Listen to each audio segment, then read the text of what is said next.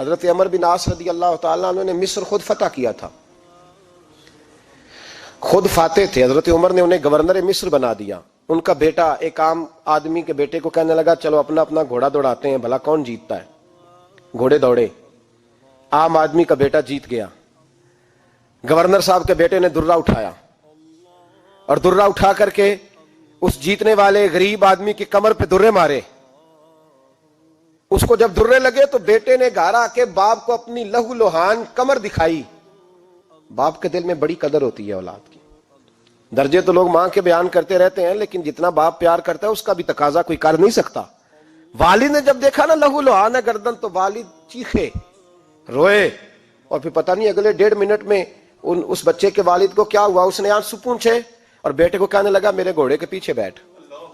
کہا کدھر جانا ہے؟ فرمانے لگے یہ ظلم کا دور نہیں، یہ عمر کا دور ہے. ہاں ایسی بات ہے کوئی جو مرضی کر جائے؟ بیٹھ میرے گھوڑے پہ.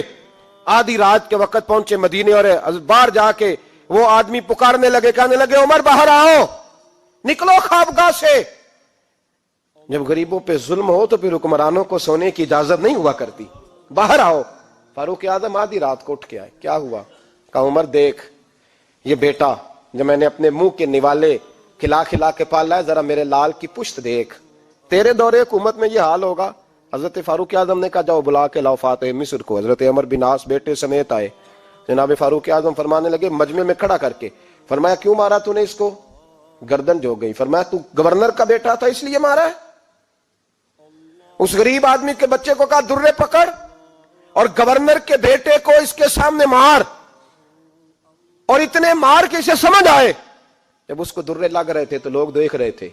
تھوڑی دیر گزری تو حضرت سیدنا عمر فاروق رضی اللہ تعالیٰ عنہ نے فرمایا گورنر مصر کو بھی سزا دو، اس کے کپڑے اتروا کے اسے ٹاٹ کا لباس پہناؤ. لوگ کہنے لگے حضور گورنر صاحب کی کیا غلطی؟ سنو اور یاد رکھنا. حضرت فاروق اعظم کہنے لگے اس بچے کے دل میں بات ڈالی کس نے کہ تو گورنر کا بیٹا ہے؟ کس نے بات ڈالی کہ تو چودھری کا بیٹا اور باقی کمی ہوتے ہیں؟ کس نے سکھایا اسے؟ وہ طاقتیں بھی ہم کچھ لیں گے جو سکھاتی ہیں کہ فلانا بڑا ہے فلانا چھوٹا ہے. فرمایا نا، جب کوئی رسول اللہ کا کلمہ پڑھ لیتے ہیں وہ برابر ہو جایا کرتے ہیں. اس کو کس نے سکھایا؟ کس نے سکھایا اس کو؟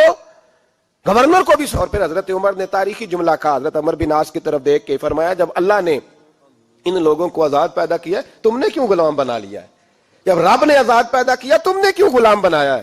عزیزو یاد رکھو جب انصاف کا بول بالا ہوتا ہے پھر کوئی آدمی ڈرتا ہے. یہاں انصاف نہیں ملتا.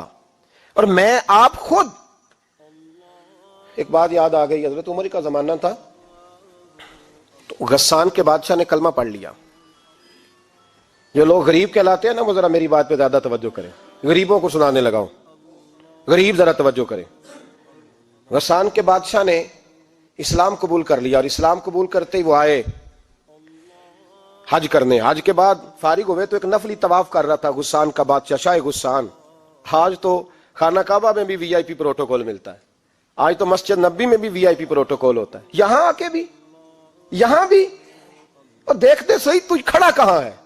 یہاں بھی پولیس والوں نے بازو پکڑے. سوچو تو صحیح، یہ حال کر دیا تم نے مذہب کا.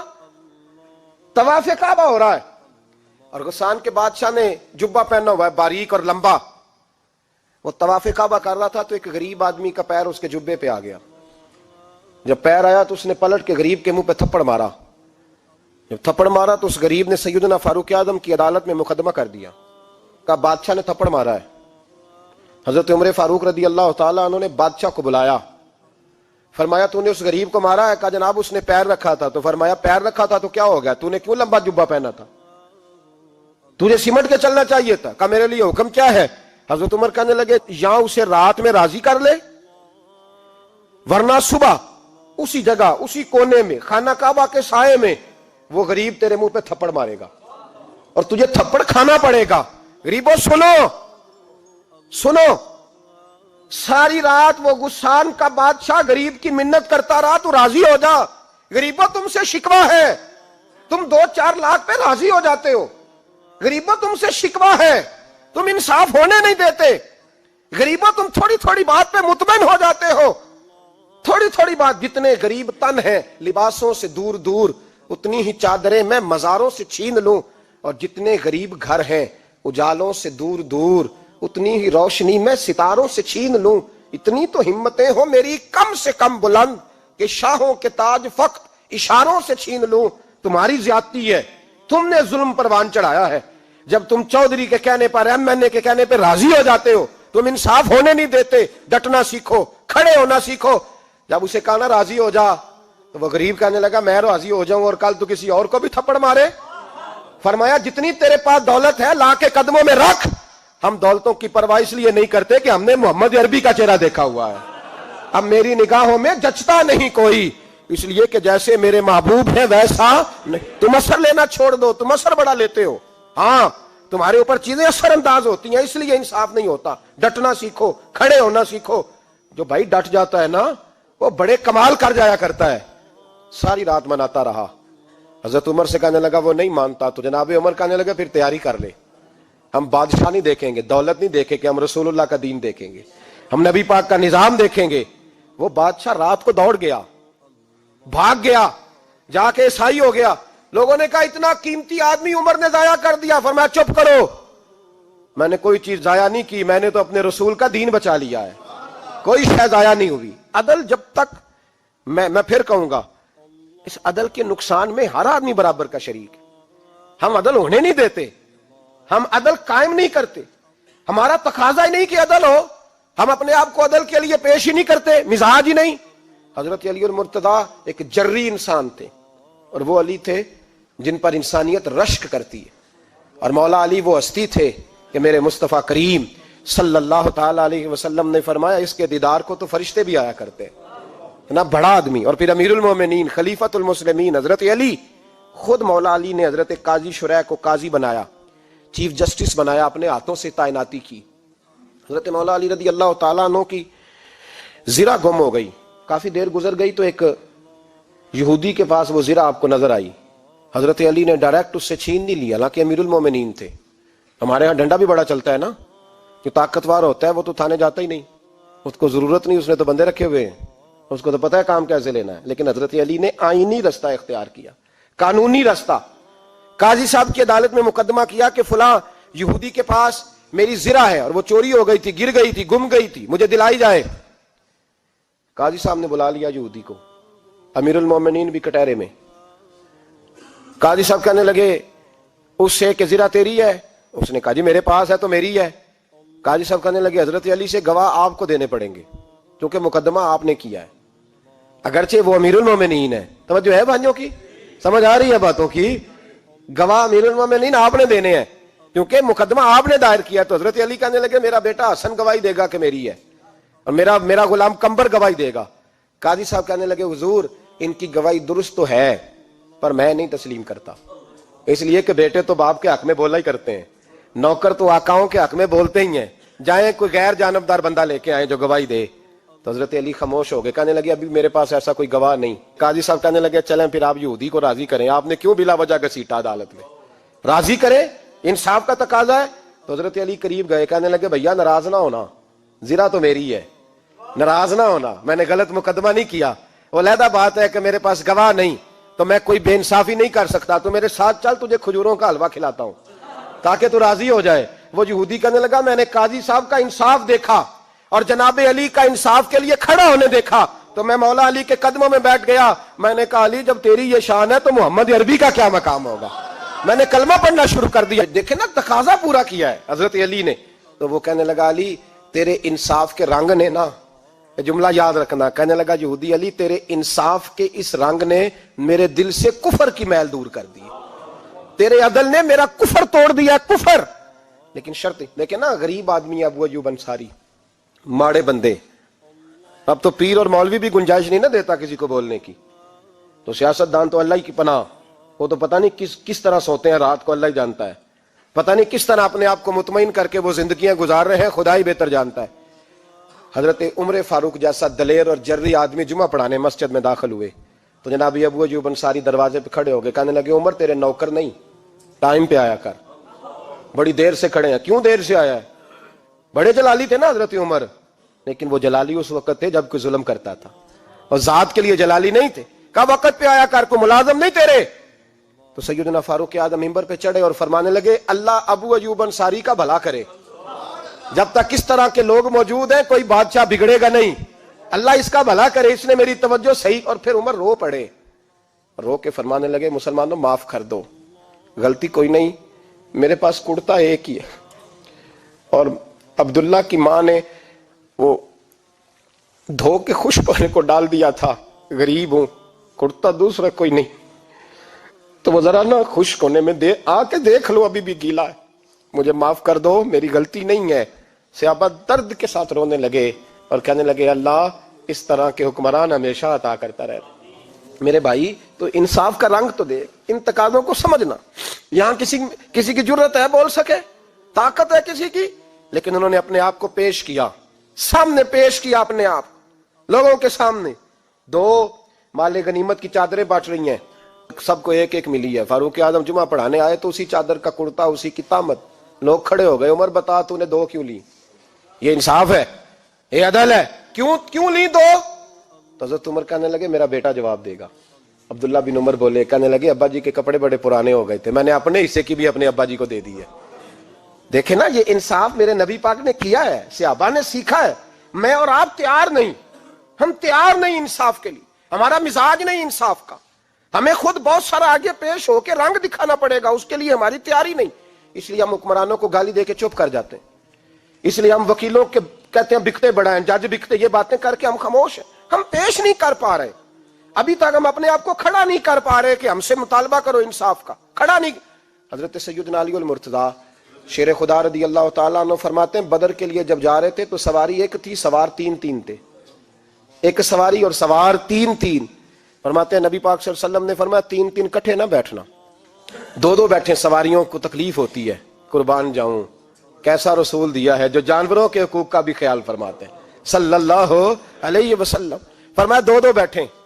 حضرت علی کہتے ہیں پہلے میں اور نبی پاک صلی اللہ علیہ وسلم بیٹھے، اور تیسرے ہمارے ساتھ ابو درداء رضی اللہ تعالیٰ عنہ۔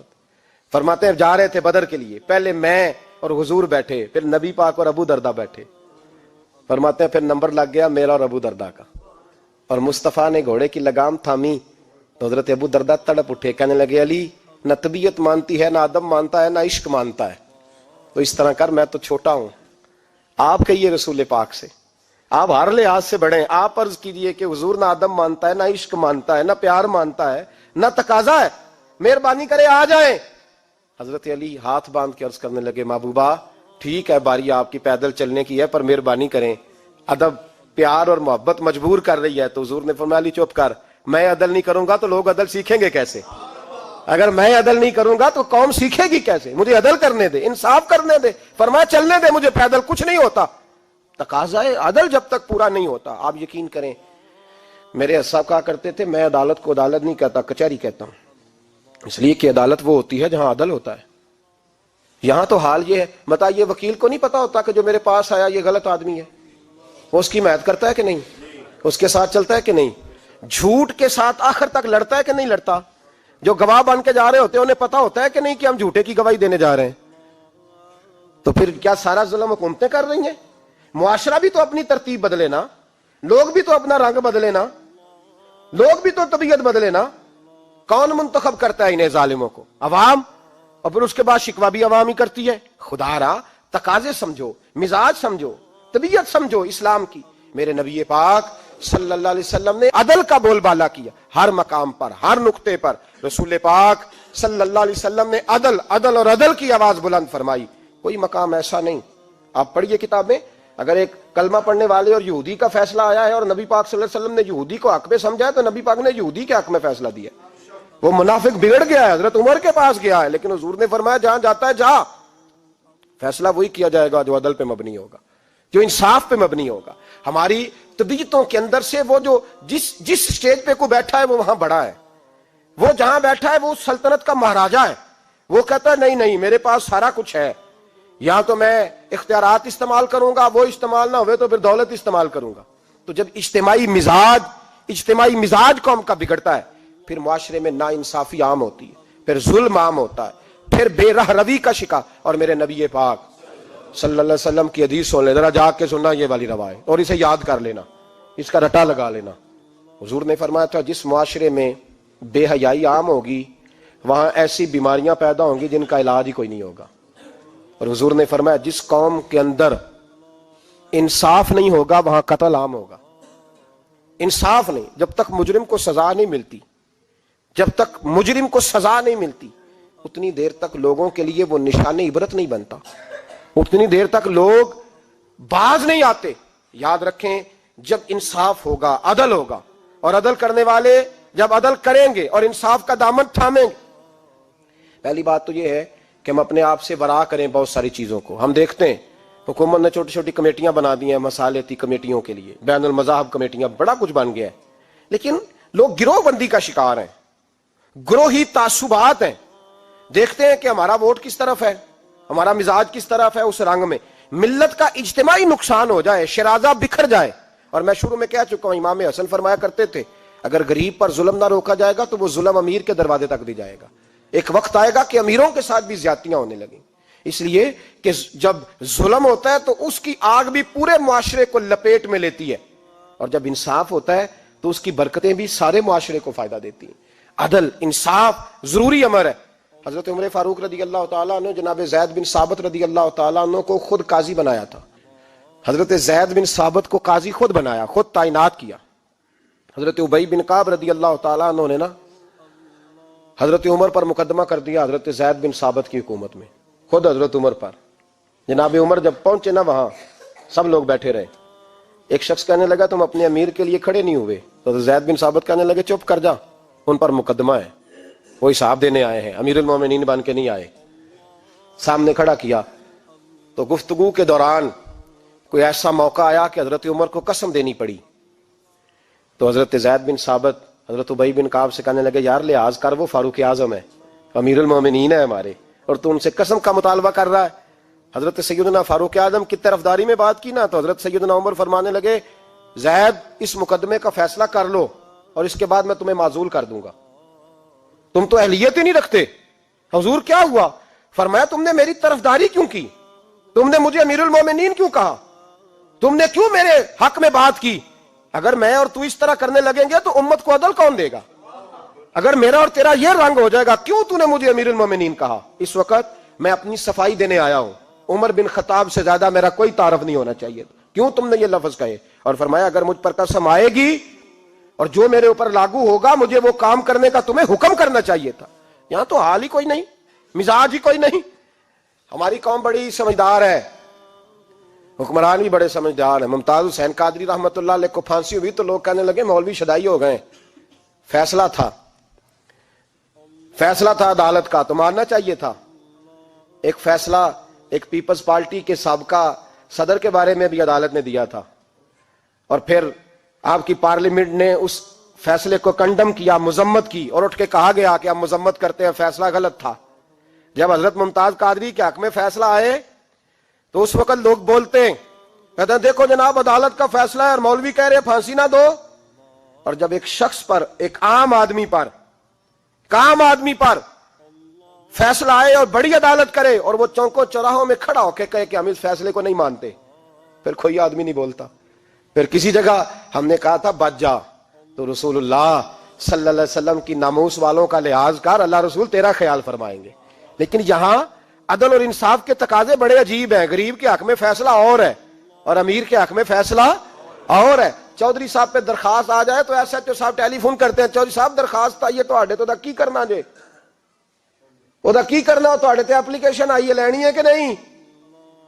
اور اگر غریب آدمی بیچارہ ریڑھی والا 4 بیٹیوں کا باپ ہے اور نہ وہ گدھا گاڑی پہ بیچتا ہے فروٹ، تو غلط کراسنگ کی وجہ سے مقدمہ ہو گیا ہے، تو چودھری کو ساتھ لے کے وہ گیا ہے، چونکہ 4 بیٹیاں نا اور کل اس کی ملکیت وہی 5000 تھا جس کا اس نے فروٹ خریدا تھا.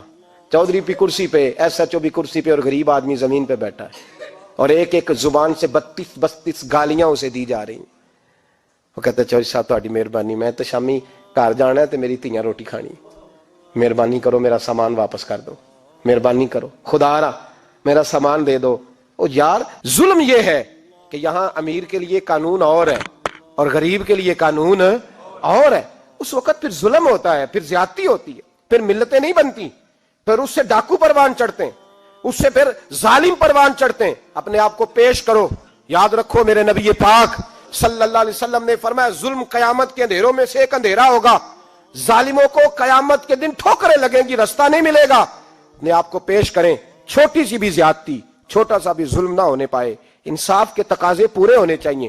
نبی پاک صلی اللہ تعالی علیہ وسلم نے جو امت ہمیں بنایا ہے تو اس امت میں انصاف کا بول بالا ہے. کوئی آدمی انصاف سے بالا تر نہیں. بہت بڑی بات کرنے لگا ہوں. امام ابو نعیم نے لکھا ہے خود رسول پاک نے اپنی ذات کو انصاف کے لیے پیش کیا. اس بات کو میں جب کبھی سوچتا ہوں نا تو لگتا ہے کہ روح پرواز کر رہی ہے اور پتہ نہیں کہاں کہاں سے ہو آئی ہے. انصاف کا بول بالا ایسے نہیں ہوتا. حضرت فاروق اعظم اور مولا علی اور عثمان غنی اور ابو بکر صدیق اور سیدنا قاضی شرح جیسے لوگ ایسے ہی تیار نہیں ہوتے. ان کے پیچھے جو میرے رسول پاک صلی اللہ علیہ وسلم کا مزاج ہے اس کو سمجھیں, غور کریں. میں جب اس پہلو کو دیکھتا ہوں نا, آپ یقین کریں یہ روایت میں کبھی کبھی پڑھتا ہوں اور کبھی کبھی اس کو بیان کرتا ہوں تو میں کھو جاتا ہوں بہت ساری جگہوں پہ. پتہ نہیں کہاں کہاں کا سفر طے ہو جاتا ہے. حضرت عکاشہ بن محصن رضی اللہ تعالیٰ عنہ فرماتے ہیں کہ نبی پاک صلی اللہ علیہ وسلم کے وصال سے 2-3 دن پہلے کی بات, محبوب پاک صلی اللہ علیہ وسلم نے فرمایا سب لوگوں کو مسجد نبوی میں اکٹھا کرو. اکٹھا کیا. جب کوئی نئی آیت آتی تھی یا کوئی جنگ کی تیاری ہوتی تھی تو لوگ اکٹھے کیے جاتے تھے. سب کو اکٹھا کیا. کہتے ہیں جب حضور کا حجرہ نور کھلا تو 2 آدمی بظاہر حضور کو سہارا دے کے لائے. اتنی بخار اور کمزوری ہے. حضور منبر پہ بیٹھے اور جب نبی پاک بات کرتے ہیں تو ہاتھ مبارک پہ بظاہر راشا ہے, کانپتے ہیں دست اقدس. محبوب نے مجمع پہ نظر ڈالی, فرمایا تمہیں کسی نئے حکم کے لیے نہیں بلایا, بس اللہ نے اپنے ایک بندے کو اجازت دی, چاہے تو دنیا میں رہے اور چاہے تو اس کی بارگاہ میں حاضر ہو جائے. اس بندے نے پردے کا فیصلہ کیا ہے. میں نے تمہارے بیچ وقت گزارا ہے, تمہارے ساتھ رہا ہوں. حضور فرمانے لگے میری زبان سے, میرے قول سے, میرے فعل سے غلاموں کسی کو تکلیف پہنچی ہو تو بدلہ لے سکتا ہے. یہ نہیں فرمایا معاف کر دو, اٹھو اور بدلہ لو. حقیقی جمہوریت تھی نا. حضرت عکاشہ بن محصن پیچھے سے کھڑے ہو گئے, بوڑھے آدمی, کہنے لگے حضور ایک جنگ میں صفیں سیدھی کراتے کراتے میری ننگی پشت پہ درہ مارا تھا آپ نے, بدلہ لینا ہے. عجیب ہی منظر بن گیا مسجد نبی کا. آنسو بہنے لگے, لوگ تڑپنے لگے. محبوب نے فرمایا بلال جاؤ, فاطمہ کے گھر میں درہ پڑا ہے, لے آؤ. حضرت بلال کہتے ہیں سیدہ کے دروازے پہ دستک دی. اماں جی نے کہا کون؟ اماں جی میں غلام بلال ہوں, وہ درہ چاہیے تھا. تو سیدہ کہنے لگی نہ تو جنگ ہے نہ جہاد ہے, حضور نے درہ کیا کرنا ہے, طبیعت مبارک تو علیل ہے. بلال ماجرا کیا ہے؟ حضرت بلال رو پڑے, کہنے لگے ایک صحابی بدلہ لینا چاہتے ہیں. حضرت فاطمہ نے امام حسن اور حسین کو باہر نکالا, درہ دیا. کہنے لگی بلال عکاشہ سے کہنا میرے بیٹوں کے وجود پہ 100 درے مارے. انہوں نے فاطمہ کا دودھ پیا, سی کوئی نہیں کریں گے, لیکن حضور تک کوئی نہ جائے, اور میں نے ویسے بھی حضور پر قربان کرنے کے لیے پیدا کیے. سیدنا بلال حبشی رضی اللہ تعالیٰ عنہ فرماتے ہیں میں روتا ہوا درہ لیا, شہزادے لیے, اور میں جب حاضر خدمت ہوا نا حضور کے دروازے پہ داخل ہوا, محبوب پاک صلی اللہ علیہ وسلم نے امام حسن اور حسین کو دیکھا تو حضور رو پڑے, فرمانے لگے انہیں بٹھا دو, مجھے پتا ہے فاطمہ نے کیا کہہ کے بھیجا, بٹھاؤ. شہزادے بیٹھ گئے. میرے محبوب پاک علیہ السلام نے فرمایا عکاشہ کو درہ دو. حضرت عکاشہ کہتے میں درہ لے کے آگے بڑھا تو کسی نے میرا پیر تھاما. جب میں نے نیچے دیکھا تو ابو بکر صدیق تھے. کہنے لگے یار میری کمر پہ مار, حضور کے قریب نہ جانا. نبی پاک نے فرمایا صدیق ہٹ جا یار بیچ میں سے آنے دے. کہتے میں ذرا آگے بڑھا تو مولا علی شیر خدا نے میرا پیر تھاما. عکاشہ نہ کر, میں نے کہا آنے دو. محبوب فرمانے لگے علی ہٹ جاؤ, اسے آنے دو. حضرت علی شیر خدا بھی ہٹ گئے. جناب عکاشہ قریب آئے, کہا حضور ذرا کمر سے کپڑا تو ہٹائیں, میری پشت اس وقت بغیر کپڑے کی تھی. محبوب نے کپڑا ہٹایا اور جناب عکاشہ نے درہ جو اٹھایا تو صحابہ کی چیخیں نکل گئی, رونے لگے, اور نہ کرنا یار نہ کرنا. جناب عکاشہ نے درہ دور پھینکا اور حضور کے وجود کو چومنے لگے. کہنے لگے کس نے درہ مارنا تھا, میں تو جاتے جاتے حضور کا بوسہ لے کے اپنے لیے جنت اکٹھی کرنے جا رہا تھا. میرے محبوب پاک صلی اللہ علیہ وسلم نے فرمایا جس نے جنتی دیکھنا ہو میرا عکاشہ دیکھے. امت کو درس دیا, امت کو درس دیا. پیش کر اپنے آپ کو انصاف کے لیے, آگے بڑھ, پیش کر اپنے آپ کو انصاف کے لیے, اور کھڑا ہو جا عدل کے لیے. ان اللہ یأمر بالعدل والاحسان, اللہ تمہیں حکم دیتا ہے عدل کا. میرے مصطفیٰ کریم صلی اللہ علیہ وسلم نے خود, حالانکہ وہ درہ جو محبوب پاک صلی اللہ علیہ وسلم نے ان کو مارا وہ عمدن نہیں تھا, وہ تو صفیں سیدھی ہو رہی تھی. کہا تم بھی آگے ہو جاؤ، تم پیچھے ہو جاؤ، روٹین ہوتی تھی۔ بھائی میرے محبوب صلی اللہ علیہ وسلم یہ پیغام دے کے گئے ہیں امت کو، عدل کا دامن تھام، انصاف سے زندگی گزار، انصاف کے ساتھ وقت گزار۔ اور اگر تو انصاف نہیں کر، محمود غزنوی بیٹھے ہیں، ایک بندہ تڑپتا اور روتا ہوا آ گیا، روتا ہوا، کہا کیا ہوا؟ کہنے لگا حضور میں غریب ہوں۔ اور ایک بات اس طرح بھی ملتی ہے کہ عورت تھی اور بی بی آ کے کہنے لگی حضور میں غریب نہیں ہوں، 3-4 بیٹیوں کی ماں ہوں، خامد فوت ہو گیا، شاہی خاندان کا ایک نوجوان میرے گھر آتا ہے اور میری بیٹیوں کے ساتھ ظلم کرتا ہے، مہربانی ہو جائے۔ محمود غزنوی کہنے لگے تو جا، سپاہیوں سے کہنے لگے یہ بی بی دوبارہ آئے تو میں سویا ہوا بھی ہوں تو مجھے اٹھا لینا۔ کہا جیسے ہی وہ تمہارے گھر میں آئے مجھے بتانا۔ بی بی کہتی ہے تیسرے دن میں دوبارہ گئی، دروازے شاہی پہ دستک دی تو محمود فوراً نکلے، لباس پہنا جنگ کا، نیزہ، تلوار، تیر، کمان، گھوڑے پہ بیٹھے میرے ساتھ چلے۔ اور کہتے ہیں جب اندر داخل ہوئے تو وہ نوجوان گھر کے اندر تھا۔ محمود غزنوی نے اندر جاتے ہی کہا جلدی سے چراغ بند کرو، دیا گل کر دیا، چراغ بند کر دیا، اور محمود نے 2 وار کی اور نوجوان کی گردن اڑا دی۔ جب قتل ہو گیا تو محمود نے کہا پانی لاؤ، اور بی بی کہتی ہے میں پانی لائی، 1 پیالہ، 2 پیالے، 3 پیالے، 5 پیالے پی گئے محمود پانی کے، پیتے ہی جا رہے۔ میں نے کہا بادشاہ کیا ہوا؟ تو محمود رونے لگا، کہنے لگا تجھے انصاف مل گیا نا؟ کہا مل گیا۔ تو محمود کہنے لگے یہ میری سگی بہن کا بیٹا تھا اور میری بیوہ بہن کا اکیلا بیٹا تھا۔ جب تو میرے گھر آئی کہ شاہی خاندان کا نوجوان آتا ہے تو میں نے تحقیق کی تو مجھے پتا چلا کہ وہ تو میرا اپنا بانجا ہے۔ میں نے قسم کھائی تھی کہ جب تک تجھے انصاف نہیں ملے گا میں پانی نہیں پیوں گا، پانی نہیں پیوں گا۔ پانی اس لیے مانگا ہے کہ پیاس سے مر رہا ہوں، اور دیا اس لیے بند کیا ہے کہ بہنیں بڑی پیاری ہوتی ہیں نا، اور پھر بہن بیوہ ہو اور بیٹا اس کا یتیم ہو اور اکیلا ہو پھر رنگ اور ہوتا ہے نا، اس لیے چراغ گل کر کے میں نے اسے قتل کیا ہے کہ اگر مارنے لگوں تو کہیں بہن کا چہرہ نہ میری آنکھوں کے سامنے آئے، کہیں بھانجے کا تصور دیکھ کر میں اسے چھوڑ نہ دوں۔ ان اللہ یأمر بالعدل والاحسان، جب تک عدل اور انصاف ہوتا رہتا ہے، معاشرہ سکون سے بھرا رہتا ہے۔ یاد رکھو جس معاشرے میں عدل نہیں ہوتا، جس معاشرے میں انصاف نہیں ہوتا، جس معاشرے کے اندر لوگ اپنے آپ کو بالا تر سمجھنے لگتے ہیں، جس معاشرے کے اندر ہمارا تو یہ حال ہے کہ باہر سے آ کر ہمارا دشمن حملہ کر کے لوٹ جاتا ہے، ہمیں پتہ ہی نہیں چلتا، بس ٹھیک ہے مار گئے چھٹی ہو گئی۔ جس معاشرے کی بے حسی کا یہ عالم ہو کہ درجنوں لوگ قتل ہوں، اور میں دکھ سے یہ باتیں کرتا ہوں، دکھ سے۔